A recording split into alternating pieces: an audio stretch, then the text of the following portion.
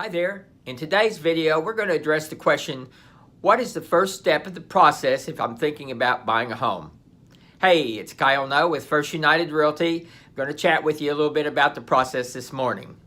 One of the first things you should do is sit down, think about the process, is what kind of price range am I thinking about? What kind of monthly payments can I afford? How much do I have for my down payment, closing costs, things of that nature? It's very important for you to decide what fits your budget because after all, this is a payment you could be making for a number of years while you own the home. Sometimes people have an amount that they're used to paying in rent. They want to stay around the amount that they're paying for rent. Sometimes they maybe can't or don't want to commit to that much over a period of time. Sometimes it's a matter of, changing circumstances. Maybe you need a bigger home, so maybe you need to go a little bit above your rent. But this is one of the first things that we do is what kind of monthly payment can I afford? And when we talk about monthly payments, we're always talking about the total payments. That's including the taxes and the insurance. So after you've sat down and thought about that, then we can help you to determine what financing programs you might be eligible for. That's very important because that will affect the down payment that you're required to make and the closing costs. As far as the closing costs go, sometimes we can negotiate with the seller to pay closing, so that can sometimes be taken care of as part of the process.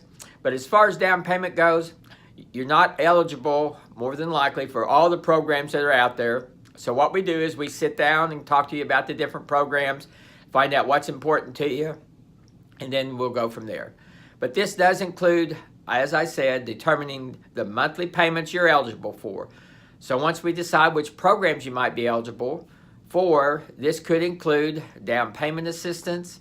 It might include a 3.5% down payment if you're just doing a regular FHA loan. If you might be eligible for a VA loan, that can be done with 100% financing and the seller can still pay the closing costs. There's such things as USDA loans that you can get 100% financing. There's some really nice Native American loans out there, and some tribes do offer down payment assistance. So sometimes we can get you into those kind of programs as low as $1,000 out of pocket costs, sometimes even less than that. But anyway, these are all possibilities that we'll explore once we have an idea of what kind of monthly payment fits your budget and what kind of money you have to work with as far as your down payment or closing costs. You may not need any more than $500 total to get into a house, or it could be more, just depending on your circumstances. Anyway, once we've been able to do that, we'll talk about the available options, how they work, the differences, the interest rates for each, because all of these can have a profound effect on which direction you decide to go when you purchase a home. So if that makes sense to you, we'd certainly love to talk to you, visit with you about what makes sense for you in your situation. There's no charge to sit down and talk about it. Some of the first steps we can visit with you about over the phone. And of course, sometime we'll need to sit down and talk to you in person to see what really makes sense for you in your situation.